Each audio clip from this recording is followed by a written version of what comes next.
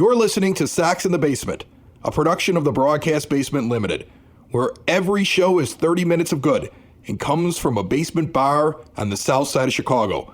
Pull up a stool, pour a cold one, and join us right now for Sox in the Basement.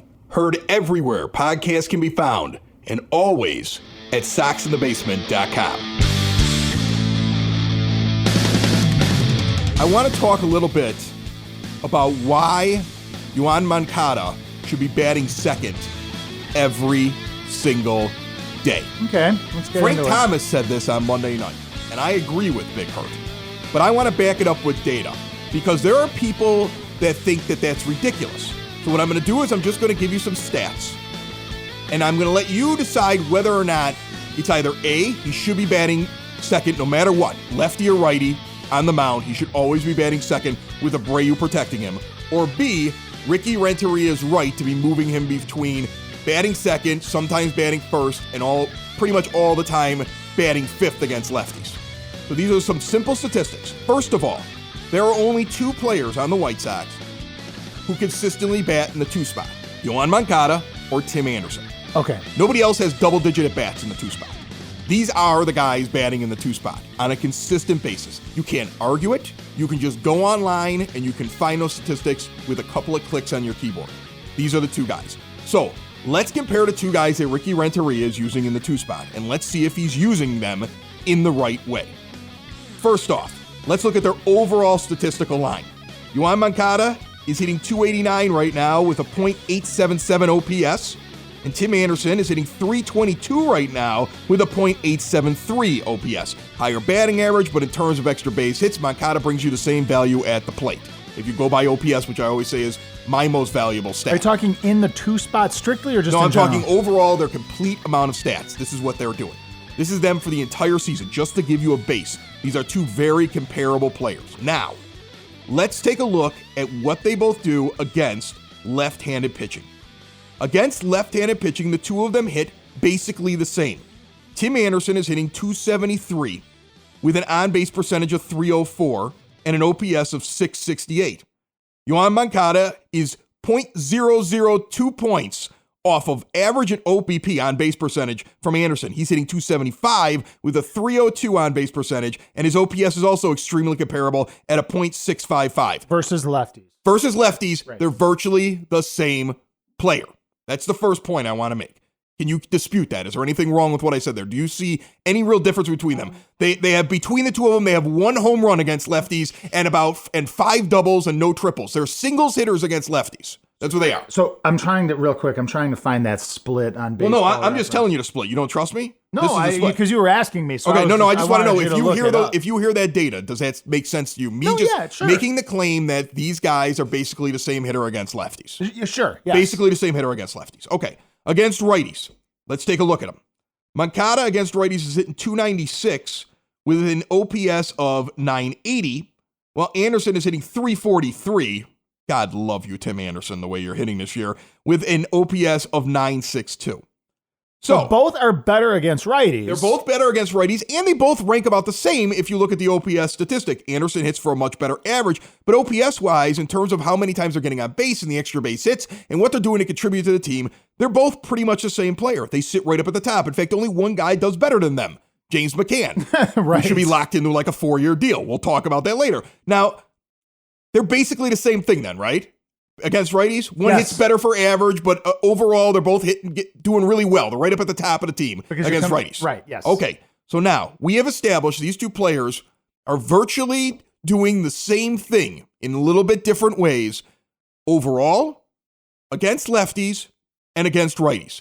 They're the same. Ricky Renteria insists, though, on generally, for the most part, batting Anderson second, at least he has to this point, batted Anderson second against left-handed pitching and batted Moncada second against right-handed pitching. So he seems to think there is a difference. So let's see what they do just in the two-hole. In the two-hole, this is what these two hitters do.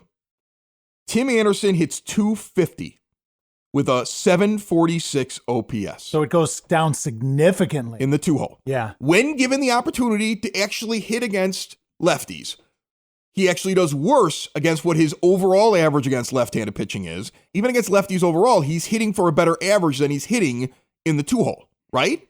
He's hitting 275 or something like that, or 273, we said. Yes. And he's at 250 in the 2-hole when he gets put there by Ricky Renteria. Meanwhile, Yoan Moncada is hitting 333 with an OPS of 1.117. So literally, he does better in the 2-hole than he does anywhere else. Against right-handed pitching alone, he only has an OPS that's in the 900s, but he jumps into the 1100s when he bats second against right-handed pitching. Against right-handed so pitching. For the times that Ricky Renteria, when he's faced right-handed pitching and he's not in the 2-hole and doesn't have the protection of Jose Abreu behind him, he actually doesn't do as well. He has a markedly better statistical line with Abreu sitting behind him and batting in the 2-hole, right-handed hitting-wise, okay?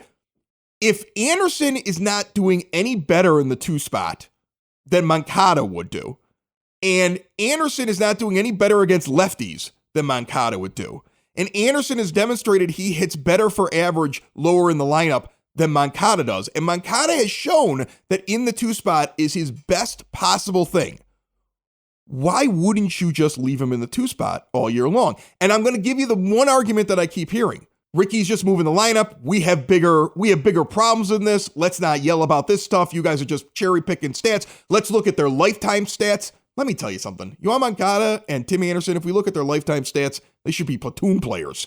So let's not look at their lifetime stats. Let's look at what they're doing this year. Since Moncada moves to 3rd and gets another year under his belt, since Anderson finally seems to figure everything out and isn't dealing with the tragedy of the loss of his friend and all these issues that he seemed to be dealing with that I keep getting shoved at me. Okay, when the White Sox are trying to explain why he wasn't doing well. Let's look at what they're doing this year because they're clearly new players. They're new and better versions of themselves that we hope they continue to be. So looking at these new and better versions of both of these players that we hope they continue to be, why wouldn't you encourage the guy that hits well in the 2 spot and does better than the other guy in the 2 spot, no matter if it's a righty or a lefty pitching? He does better than Anderson against lefties. He does better than Anderson in the 2 spot. Put him in the 2 spot. Anderson does better lower down the lineup. Anderson does better lower in the lineup against lefties too. Put him down. The stats are literally sitting there right in your face. Now he has been as of late though, hasn't he? Because I have noticed that Anderson has been batting in the 7th spot. He has moved him down, but I made the point after the game on Monday night where Moncada's been hitting. I think he was hitting 200 for the month of May going into Monday night, and he goes out there, he had some nice hits, had 2 home runs. Had a big day at the plate. Okay? He had a big day at the plate on Monday night. All right. And all I did was point out, man, he does so well in the 2 spot. I had a ton of notifications on the Twitter account from the argument that ensued afterwards. This is clearly something that people are talking about. So I just want to bring just a little bit of logic to this argument. If the guy is good, let me just review this again. They're both the same player versus lefties. They're both the same player basically versus righties. They're both the same player overall.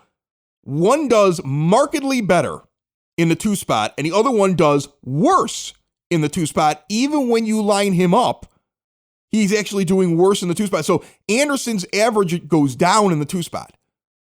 So I don't understand the idea. I don't get it. Maybe I'm an idiot. Like I said, I'm just a guy sitting in his bar talking about the White Sox with his buddy. But then I had a fan send me something. This is just a stat that was sent by a fan. You know, I encourage people that are listening to the show to reach out and talk about things that we talk about. There's many ways that you can do it. This guy reached out on Twitter because he saw this argument. I loved what he found. He said it was off of Fangraphs. Okay? This is provided to me by a listener. Okay. Yoan Moncada in 2019, batting 2nd against right-handed pitching, hitting .313, and actually in the 9 games and 7 plate appearances that he had left-handed pitchers throw against him. Well, he was in the 2 spot, so basically a relief pitcher comes in. It's a lefty, right? Right. He's hitting over 500, hitting 571. Okay? Against anybody else, okay? And batting anywhere else, 1st or 5th, because he's only batted 1st or 5th if he's not in the 2 spot. Against righties, he's hitting 250, and against lefties, he's hitting 227. That's 30 plate appearances against righties, hitting 250, and 46 plate appearances against lefties, hitting 227. Not batting second. Not batting second. So right. When he's moved down and a right-handed relief pitcher comes in, it's not like all of a sudden he starts lighting it up later on down. He has benefited from the protection of Jose Abreu. I think it's very hard to argue against that.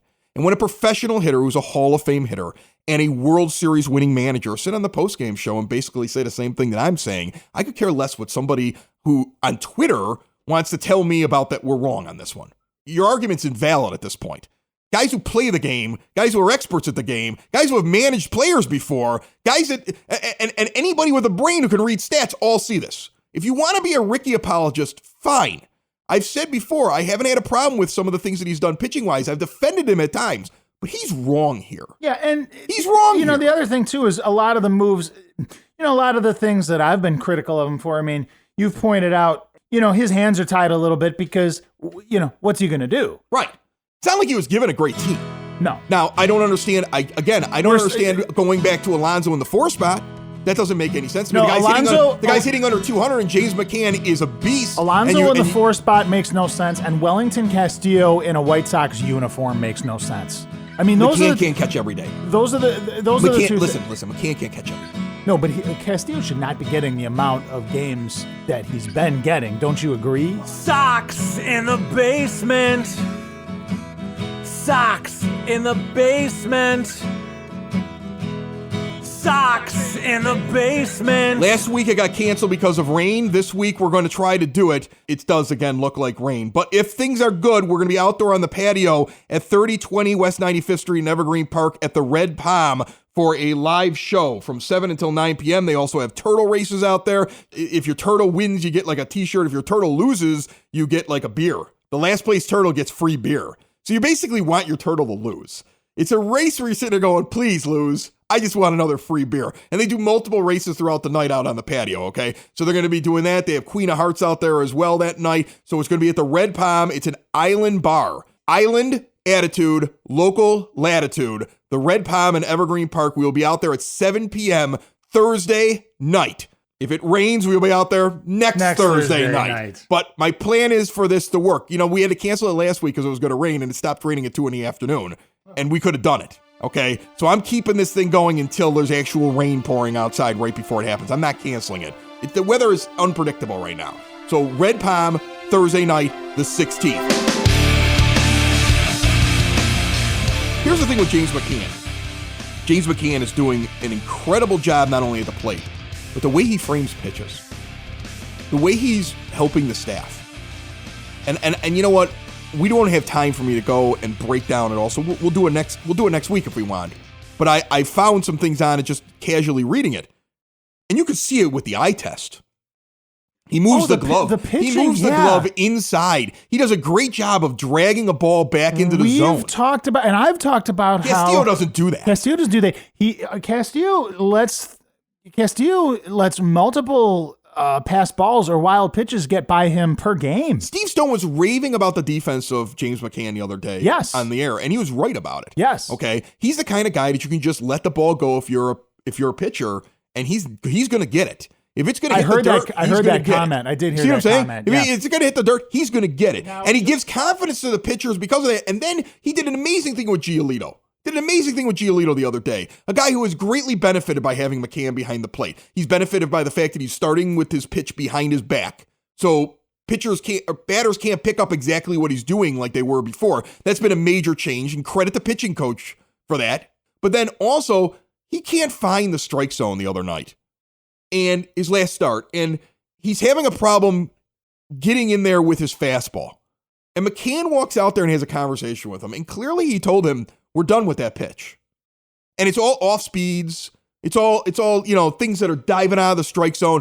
And he just cruises to, a 7+ inning start and a victory. Yeah, I remember that. He did settle down after that. He helps your pitchers. Think of how valuable James McCann is to your team right now. Well, not just... He improves your pitchers and hits at a great pace. And yet you now in the last week have decided, you know what, he can't hit in the 4 spot anymore because I got to put Alonso in there because I got to go lefty, righty, righty, lefty, lefty, righty. Remember the last time we did that when we stuck square peg into round hole Adam Dunn for 4 years and tried to tell everybody, well, I know he's terrible, but we want to go righty, lefty, righty, lefty, righty. And he's going to get better. Right, he's a professional hitter. He's going to get better. Knock off the belief that it's always bad fan. You're a bad fan if you criticize Adam Dunn. Knock off the belief that you got to be righty, lefty, lefty, righty. That you got to alternate sides of the plate throughout your lineup. That's more important than putting guys in there that deserve to hit. Okay, McCann should be batting 4th, and Alonso should be platooning with somebody. Okay, I don't even know why he's getting all these at-bats. You're going to vest him. You're going to vest him, and you're going to be stuck with him next year for $9 million. What are you doing? Well, and here's the problem with Alonso. Okay, two things. He's Number hitting one, 187 or something like that. Two things. So, got McCann and Castillo's stats in front of me right here, right now. So, James McCann, 24 games, 89 at-bats, okay? Wellington Castillo, 22 games, 70 at-bats, only 19 less. Dude, that's a problem. That's a problem. You can't split these guys 50-50. No way. No, you can't. Absolutely not. Now, credit to Renteria. He's giving McCann more starts, but McCann's not giving him a choice. Well, and that's the thing. McCann has forced the issue against the manager. Again, this is something that I have an issue with Ricky. I think Ricky is stubborn. I think we've said this before, and we've pointed out examples of this. Ricky has players that he loves, and he wants to keep those players in, and he wants to play those players. I think he has this love of Wellington Castillo that I'm never going to understand. No. It's the love of Wellington Castillo that when Omar Narvaez came back last year, all of a sudden in your biggest series towards the end of the year against the Cubs, you decide you're not going to use him. And then Narvaez is traded away. I don't know if that's because Ricky's like, he's not really my catcher. Maybe you should see what you can get for him, or if that had nothing to do with it. But then you get McCann in here, and McCann is still fighting. Now, I will tell you this. McCann is becoming a DH sometimes. That was a good thing when McCann was DHing when he needed a break behind the plate, but I'm not seeing that anymore. Now I'm seeing for some reason Alonso in the 4 spot. McCann isn't getting moved into the DH spot. That was working. I don't get it. Well, and that was the question I was just going to ask you, because again, here, all right, so we have Yonder Alonso. Already, it's the second week of May. Dude's got 133 at bats. You're right. They're going to vest him. He sucks. And he sucks, and we're going to vest him. I don't understand it. I mean, unless the only thing that I can fathom about that is that you're trying to roll him out there because you're trying to get something for him at the trade deadline. Right. I mean, if the trade deadline hits and you bench him, I'm fine with that. That is the only way that any of this makes sense. Now, you actually had answered a question I was going to ask you, is that, okay, so if you're platooning Alonso with somebody, who do you platoon him with? But you answered it with McCann. Right. Because there's really nobody else on this team that I'm seeing that jumps out to me as a DH that you could really do that with. James McCann kills the ball against lefties and righties equally. Besides him, though, but that's what I'm saying. Besides him. Right. James McCann should be batting 4th, okay? Your lineup should be Leury Garcia leading off, because I have no problem with him leading off. He's done a fair job leading off. I mean, is he a great leadoff hitter? No, but he's been contributing. He's contributing I'm fine with the bat. His defense is not very good, but I mean, we have a couple of folks who that fit that bill. So I get Leury Garcia. Always. You should have against righties and lefties. Moncada against righties and lefties. Always. Abreu against righties and lefties. Always. McCann against righties and lefties. Always. 1, 2, 3, 4. All the time. And then you put Anderson like at 6 or 7. He does better when he's a little bit low. If you still want to push Alonso, put him 5th.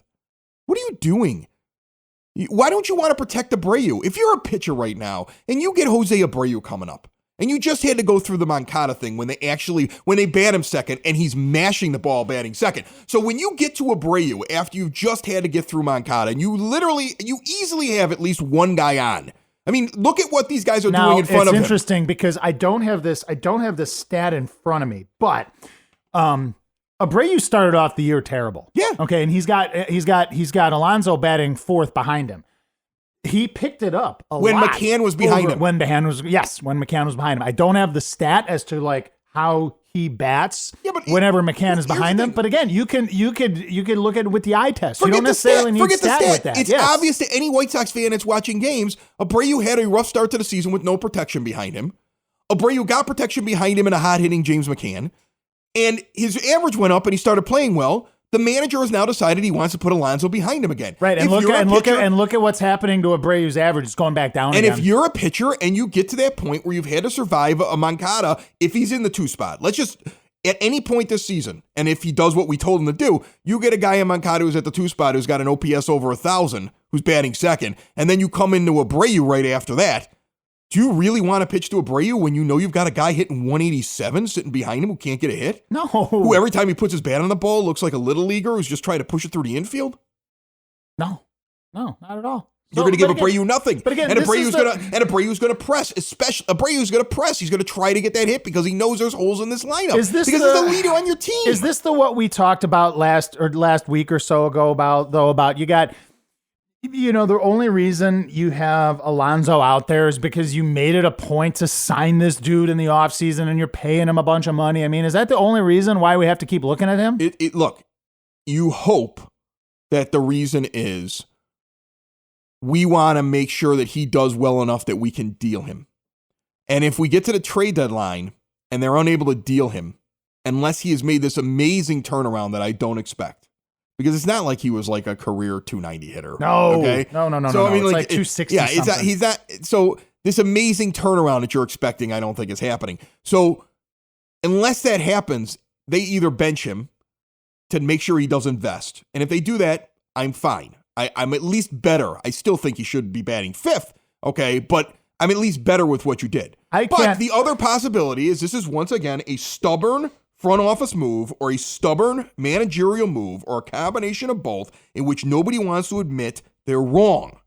And you're begging me to come out to the ballpark. I'm going to 2 more games this month. I'm very sorry. You're begging me to go out to the ballpark. You're begging me to sit here and watch these games. And anybody sitting on their couch can see this is wrong. Anybody sitting on their couch who's been watching these games can see that it's wrong, that you keep tinkering with your lineup, flip-flopping Moncada and Anderson. And now they know it's wrong when you sit there and you look at the actual raw statistics that show you it's wrong. The numbers don't lie, okay? Anybody with a brain can sit on television and see that Alonso not only is bad and shouldn't be batting in the 4 spot, but him batting in the 4 spot has a negative impact on one of your best hitters in Jose Abreu.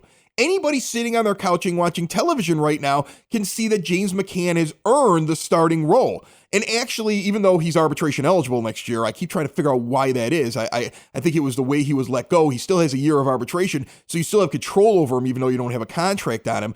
You could sit down. You should definitely, if he has a good season, you should sit down. You should make this guy your catcher for the next 3-4 years. Let Zach Collins come in and be the backup catcher and work with him. And guess what? Collins can move to DH. Collins can go over and spell Abreu at first base. Collins can be the backup catcher. McCann, with the way he's framing pitches, the pitching staff benefits so much better with him behind the plate than Wellington Castillo. You let Castillo go. You're building something. Look, we're building something still, right? I thought we were still building something. I'm trying to look at the positives this week. You have Abreu is a hitter on your team. Moncada's good, and you know how to use him now. You know how to use him. I just told you how to use him. Anderson is good. You know how to use him. His defense is suspect, but he's hitting his way out of his bad defensive mistakes right now. You have just James McCann that you got so lucky that he figured it out when he happened to end up on your team. And look at the effect he's having on your pitching staff. Look at how you were able to fix Lucas Giolito, who most people gave up with at the beginning of the season, and he's the ace of your staff right now. There are negative things that have happened with all these Tommy John surgeries, and Rodon's out now. And once again, Mike Rodolfo, I mean, that guy's never making it to the major leagues. He can't get through 2 months in the minors without being injured. He's out for the season again. I didn't hear that. I mean, but you have all these other issues that are going on, but let's look at the things that are going well, and then let's cultivate those things. Let's support those things. Support James McCann. Support Abreu in the lineup. Support Yohan Moncada in the second position. Support the fan base that still hasn't given up on you totally, that's showing up the ball games. Okay? Stop forcing Yonder Alonso on people that are out there. Stop insisting that Wellington Castillo is going to get it going. Sure, every once in a while, Beef Wellington hits a home run. That's great. But, you know, there's got to be a point where you sit there and say, this guy right here, he gives us something that you can't say Castillo's a better defensive player, and you can't say he's a better offensive player than McCann. No. In both categories, he's not better. better. He's not better defensively, he's not better offensively, and he's not better for the pitcher. Hey, this is Acoustic Mike from Broadcast Basement, and you're listening to Sox in the Basement with Chris and his buddy Dave. I did the Broadcast Basement with Chris for 10 years, and nobody gave me a show. I'd leave if I had anything else to do with my life. Remember, the Broadcast Basement is available everywhere podcasts can be found and always at broadcastbasement.com.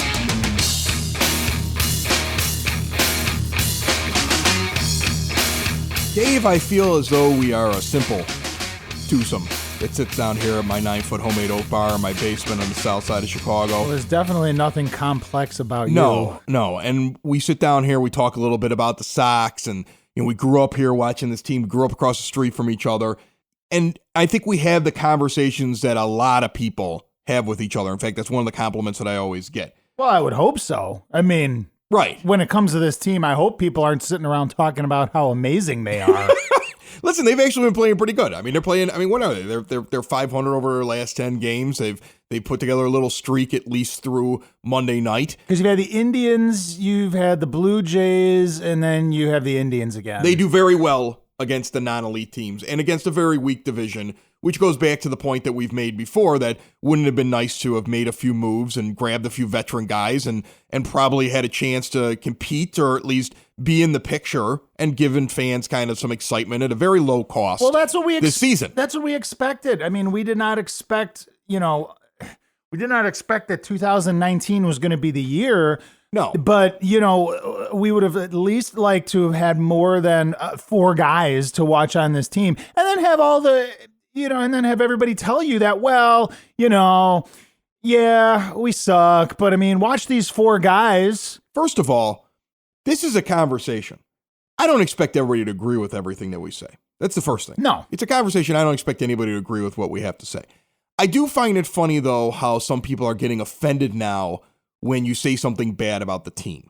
I had one gentleman who went absolutely nuts on Twitter about a week or so ago with me because I said Juan Minaya was bad. Well, he actually said, you wouldn't say that to Juan Manaya's face. I just want to make a quick point here. First of all, I don't think it would benefit anybody, especially Juan Minaya, for me to walk up and say something to his face. That would just be cruel and mean. But Juan Minaya is not a very good pitcher. The statistics back it up. Probably a nice guy. He's had several years to earn it, but you know what? We all learn at some point. Maybe it was when you were 8 years old. You weren't going to be a Major League Baseball player. Maybe it was in high school. You learned you weren't going to be a Major League Baseball player. Maybe it was in Double-A. But at some point, the majority of us all learned that we're not good at baseball, or at least not good enough to be a Major League Baseball player. Unfortunately, Juan Minaya should have learned that by now. I don't fault him for going out there. He wants to be a baseball player. He wants to improve. I just think the White Sox have stuck with him too long. But if you want to insinuate that I wouldn't have it in me to go say anything to Juan Minaya, that's absurd. You just don't know me. I'm the guy who once saw Stephen Jenkins' Third Eye Blind singer backstage grab his sister's butt and punched him in the face and took on his whole band. Okay, and then stood on the radio the next morning and challenged him to come meet me at 24 East Green Street in Champaign, Illinois, and fight me. Just to clarify, and his tour bus pulled up at the end of the driveway, but he was too chicken to get out. Just to clarify, he grabbed your sister's butt. My sister in the rear end, on the keister. I once made Howie Mandel so angry, he stormed out of my studio. So please, don't insinuate that I don't have it in me to tell somebody when I think they're terrible. If I think you're terrible, I say you're terrible. And I've stood by it my entire life. I've just gotten old enough that I just don't see the reason. Like, what should I do? I should go out to a bar? I should find Juan Minaya? I should walk up and be like, hey, you suck? That would be mean. That would be cruel. Okay? But as a fan, I'm allowed to say he's bad at baseball. That's not even to say that guys can, be bad and then figure it out, because that's happened. Now, I'll, just remember. And I'll be the first to admit it. I was all over Tim Anderson, right? I'm sorry, Dave, but I was all over Tim Anderson, and now I walk around and I say, I'm glad he proved me wrong. He is proving you wrong so far. But no, the guy that comes to mind, anytime Aaron Bummer went to the mound last year, I would just want to throw up in my mouth. Look at what he's doing this year after a little stint in AAA. Right. He's been lights out. He has been amazing. So I stand very much corrected on that. But you're allowed to be upset with a player, and you're allowed to critique your team. But I have no illusions whatsoever or motivations to make the team like me, to make some program director like me, to make some media personality like me. I'm just going to be honest about what we talk about. If you don't like that, I don't know how to help you. I will tell you this, though. The funniest comment ever. I mean, and I used to get hate mail when I did morning radio. You always get hate mail. Sure. The number one thing that you learn when you're doing radio, and I learned this when I was 19 years old, was the first time I was a morning radio host.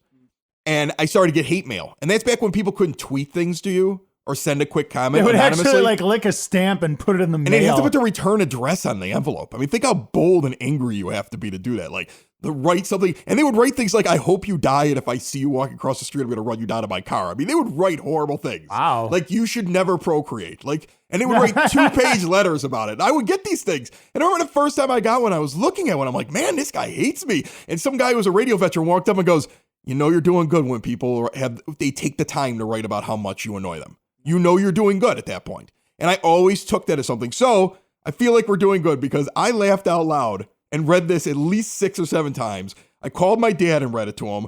Erica walked over to the table and was like, what are you laughing at? We set up the Socks in the Basement online store this week. But while I was setting it up, I was also doing some promotional stuff. And for some reason, I needed the link for the Apple podcast section, like where, you can listen on a million different podcast players, but Apple's like the number one thing. So I just Googled Socks in the Basement iTunes or Socks in the Basement Apple podcast.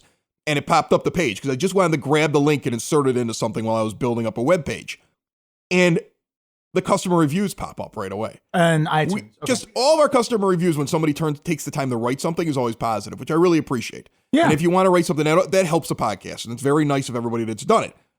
But we have one where the guy gave us 1 star and actually wrote something. And he put his full name on it. Interesting. Which I loved. Okay, that's pretty... I love the fact that he put his full name on it. I love that he wrote his first and last name on it. God bless him.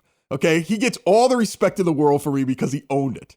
I love this, though. I'm actually looking this up right now. My dad thinks he's talking about you, but I hope he's talking about me. Or us in general, because I laughed out loud. The title of the review is The Neighbors You Try to Avoid. No. All right. Here it is. You know the blowhard living down the street, who when he comes out of his front door, all the neighbors scatter? The guy who talks smack about you behind your back and never has a good thing to say about anyone? Welcome to Socks in the Basement. If it wasn't so wordy, I'd make a t-shirt. And I would put that right on it. Another show is wrapped up. Another show's in the books. Another show is wrapped up. And then by the looks, it's gonna be a good one. And we'll see you next week. And the nude is basement. And the nude is basement. Another show is wrapped up. Another show is wrapped up. Another show is wrapped up. And it's in the books. Another show is wrapped up. Another show is wrapped up. And by the looks, it's gonna be a good one. Nudie's Basement. Broadcast Basement. The Nudie's Basement. The Broad Basement. Slancha. That was like Dropkick Murphys or something, right? I felt like it. Socks in the Basement. Heard everywhere podcasts can be found and always on socksinthebasement.com.